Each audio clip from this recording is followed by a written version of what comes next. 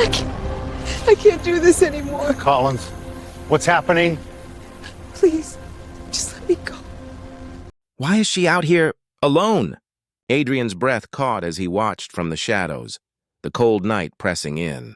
The billionaire who commanded skyscrapers now stood frozen in a narrow alley, watching his maid back away from a man whose intentions were anything but harmless. A dropped box, a sudden grab, a quiet cry swallowed by the darkness. This wasn't the world he knew, this was hers.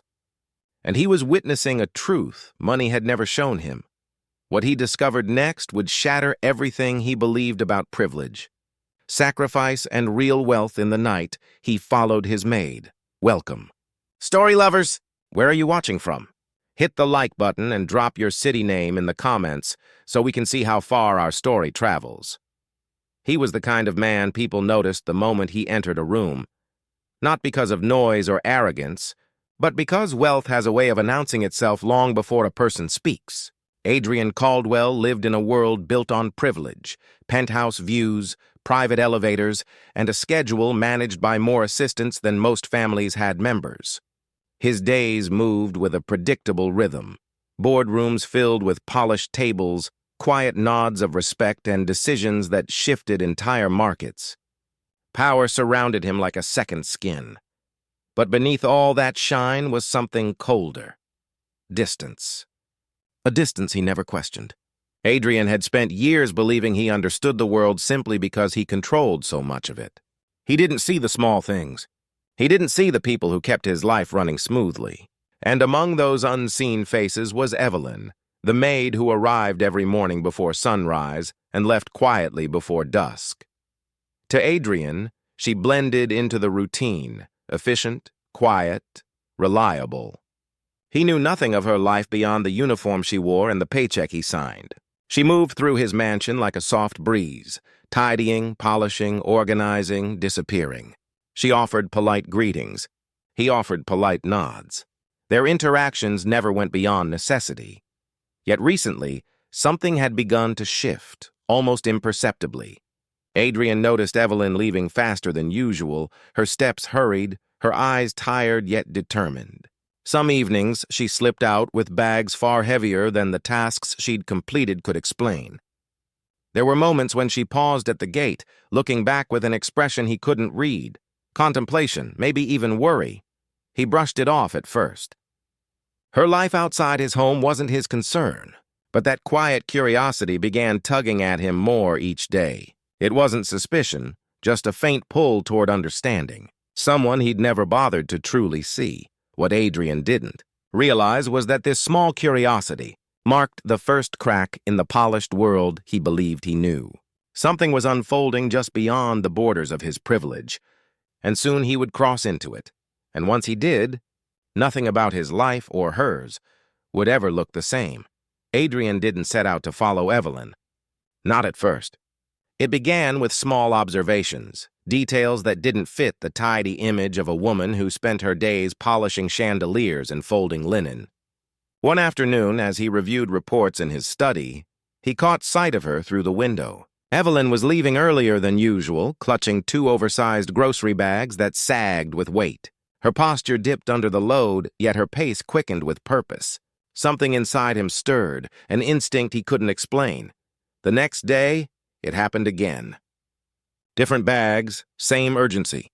And when he watched her enter the staff exit, her shoulders seemed heavier than the items she carried. Adrian felt a strange pull, a whisper of curiosity that quickly deepened into something sharper. For the first time, he realized how little he knew about someone who had worked in his home for nearly 4 years. He decided to find out. He waited until she clocked out, then slipped into his car and followed at a safe distance. The city transitioned from polished avenues to narrow streets with aging storefronts and worn sidewalks. Evelyn moved with familiarity, weaving through neighborhoods Adrian had only ever seen on maps. Eventually, she stopped at a small community center, a building with fading paint and a parking lot filled with families waiting in quiet lines. Adrian watched as she unloaded the bags and carried them inside. Minutes later, she reappeared, this time with an apron tied around her waist. She joined a small kitchen team, cooking, preparing meals, and serving plates to a line that never seemed to shorten. Children approached her with easy smiles. Elderly residents greeted her like family. The way she moved was different here, alive, warm, full of a compassion he had never witnessed in the polished confines of his mansion. He returned the following evening, and the next. Each time he discovered a new piece of her world. She organized clothing drives. She tutored kids whose parents worked late shifts. She spent hours mentoring teens who were navigating dangers he had only heard about on the news. Some nights she left with nothing but tired hands. Other nights, she brought supplies she had purchased herself. He expected to feel fazed by the poverty surrounding her efforts. Instead, he felt confronted by his own blindness. The wealth he wielded like armor suddenly seemed paper-thin compared to the hardships these families faced daily.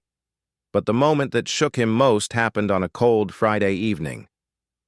He watched from his car as Evelyn calmed a scared teenage boy who had shown up with bruised arms and trembling hands. She listened with complete attention, offering comfort with the softness of someone who knew pain intimately.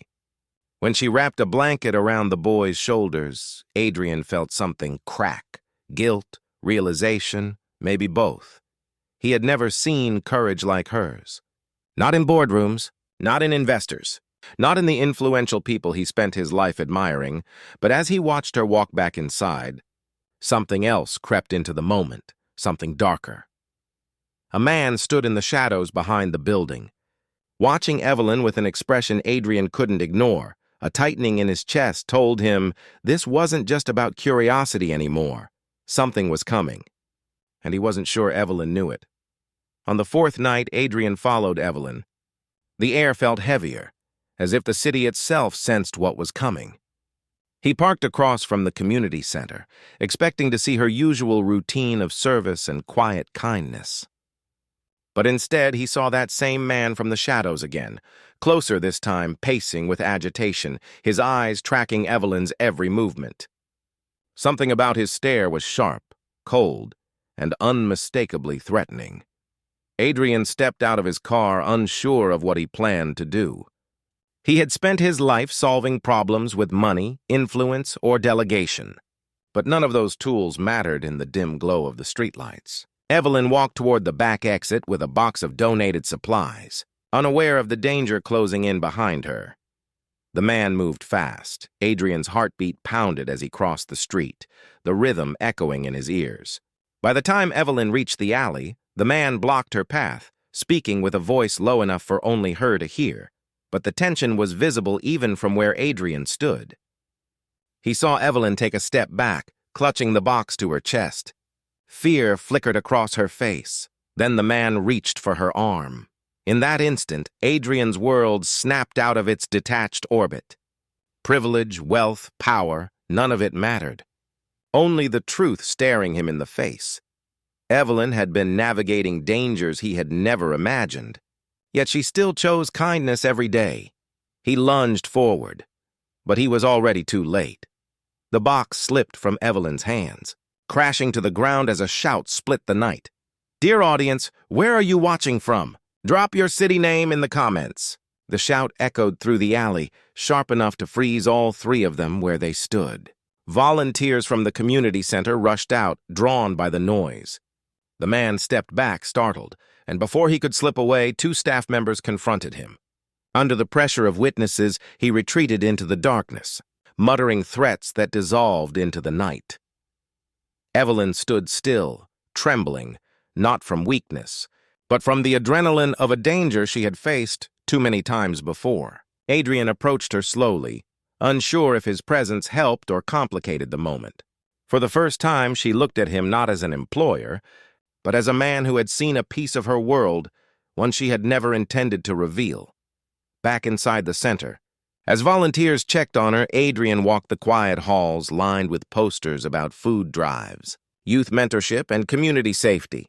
He realized how small his understanding had been, how narrow his view of generosity and strength. Evelyn didn't just clean his home, she held together an entire corner of the world he never knew existed. She gave from a place he had never bothered to reach within himself. When she finally emerged, tired but steady, Adrian understood with absolute clarity that she had more courage, resilience, and purpose than any billionaire he had ever admired. And as he left the center, the question weighed on him heavier than any business decision he'd ever made. What good is wealth if you never learn what it means to truly serve others? Thanks for watching.